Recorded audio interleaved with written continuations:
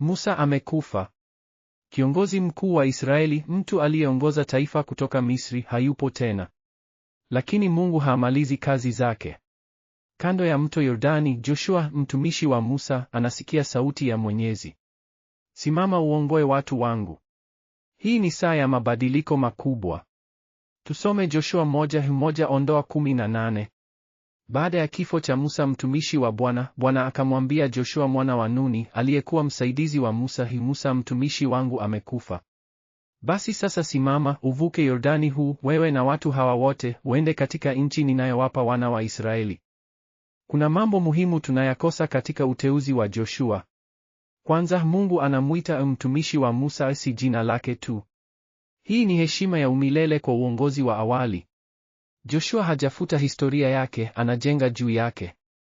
Pili, Mungu anasema kila mahali utakapokanyaga kwa unyao wa mguu wako, ahadi haikuwa tu ramani. Ilikuwa lazima watembee, waone, wapime ardhi kwa miguu yao wenyewe. Tatu, Israeli walitoa ahadi ya kumtii Joshua kama tulivyomtii Musa. Uongozi wa kiroho unahitaji kuidhinishwa na watu. Si lazima, lakini ni hekima. Hapa tunaona mabadiliko makubwa ya kiroho. Kwanza, kutoka kwa maandiko hadi vitendo.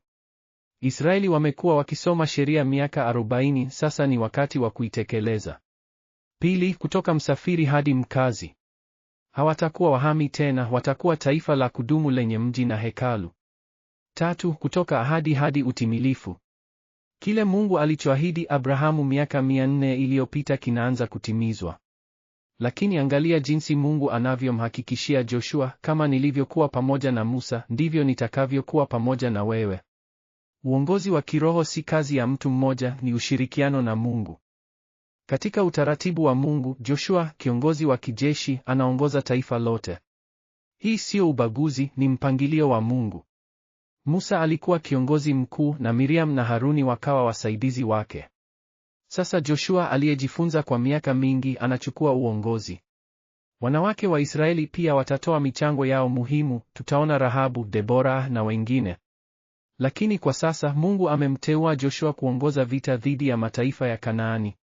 Ni mpangilio wa hekima, si wa dharau. Wanyamapori wa msituni wanaona mabadiliko haya kwa mshangao na huzuni. Nimeona kutoka juu. Watu hawa wamepokea baraka kubwa kuliko sisi, ardhi ya asali na maziwa. Lakini ni wengi wao wanaogopa kumtii Joshua. Naona pia hilo. Mungu amewapa uongozi mzuri kutoka Musa hadi Joshua. Lakini kila wakati wanalalamika au kuogopa. Sisi hatujui jinsi ya kulalamika dhidi ya Muumba wetu. Nimewaona wakiandaa vita. Wanahamasika na Joshua, lakini bado kuna hofu. Tuone kama watafuata maagizo ya Mungu kwa uthabiti. Kiumbe chochote hakiwezi kupata amani kinyume na mapenzi ya Mungu. Somo la Joshua ni la kila mmoja wetu. Mungu anatayarisha viongozi wake kwa muda mrefu kabla ya kuwaita. Joshua alimfuata Musa miaka mingi, akijifunza uvumilivu, utii na imani. Kwa sasa Mungu anakuita wewe, si kama Joshua, bali kama mfuasi wake. Uongozi wa kiroho, nyumbani, kesheni, kazini, unahitaji ushujaa na uthabiti katika neno la Mungu. Wengine wanakuangalia. Je, watakuona ukijifunza neno la Mungu kila siku? Watakuona ukiomba na kutubu? Watakuona ukitii hata wakati ni ngumu? Kama Israeli walivyoahidi kumtii Joshua, watu wanakuangalia watoe ahadi gani? Tuombe. Bwana Mungu, kama ulivyokuwa pamoja na Joshua, tuko pamoja nasi leo. Tupe ushujaa wa kutii maagizo yako.